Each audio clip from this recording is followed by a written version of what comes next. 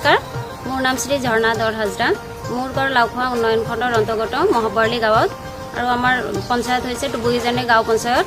মই তৰা মহিলা আত্মসহায়ক গোটৰ সভানেত্ৰী আৰু আমাৰ ভিঅ'ৰ নাম হৈছে নৱপ্ৰভা আৰু আমাৰ CLFৰ নাম হৈছে নামেৰি মডেল CLF। মোৰ নিজ গাঁও মহাবৰ্লীতে মোৰ এখন ব্যৱসায়িক প্ৰতিষ্ঠান আছে। মোৰ প্ৰতিষ্ঠানটোৰ নাম হৈছে পায়েল বেকাৰী। 2017 চনতে মই এইখন প্ৰতিষ্ঠান নিজে আৰম্ভ কৰিছিলোঁ, প্ৰথমে সৰুকৈ। তাৰপিছত মই চৰকাৰী বহুতখিনি সহায় সহযোগ পাইছোঁ, যাৰ জৰিয়তে মই মোৰ ব্যৱসায়টো আৰু দুগুণ উন্নতি কৰিব পাৰিছোঁ। মই প্ৰথমে 2018 চনতে আমাৰ যিটো আত্মসহায়ক গোটৰ জমা পুঁজি থাকে, তাৰ পৰা মই 28,500 টকা এটা লৈ মোৰ ব্যৱসায়তে খটুৱাইছিলোঁ।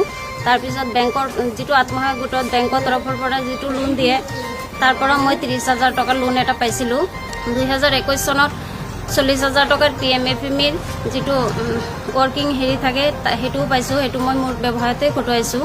তাৰপিছত মই মোৰ ব্যৱসায়টো আৰু যথেষ্ট উন্নত কৰিব পাৰিছোঁ। মই এতিয়া সপ্তাহত মোৰ বেকাৰীত 6 কাম হয়। মোৰ দৈনিক প্ৰায় 40,000 পৰা 45,000 টকাৰ সামগ্ৰী উৎপাদিত হয়।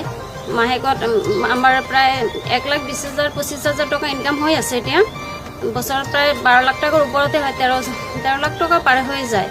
তাৰোপৰি আৰু এটা ভাল কথা যে আমি কৰিব পাৰিছোঁ, আমাৰ ইয়াত আমি এতিয়া 12-13টা পৰিয়ালকো সংস্থাপন দিব পাৰিছোঁ। 5-6জন মহিলা আছে। আমাৰ যিখিনি সামগ্ৰী উৎপাদিত হয় সেইখিনি আমি কৰিবৰ কাৰণে পেকিঙৰ কাৰণে সিহঁতক লগাব পাৰিছোঁ আৰু আশা কৰিছোঁ ভৱিষ্যতে আৰু মহিলা সংস্থাপন দিব পাৰিম, তাকো আশা কৰি আছোঁ। আৰু আমাৰ উন্নতিটো আৰু বাঢ়িব আৰু আমাৰ আয় যথেষ্ট বৃদ্ধি হ'ব বুলি আশা কৰি আছোঁ। আমি যিখিনি চৰকাৰী সুবিধা পাইছোঁ তাৰ বাবে আমি অসম চৰকাৰ আৰু আমাৰ ভাৰত চৰকাৰক ধন্যবাদ দিব বিচাৰিছোঁ।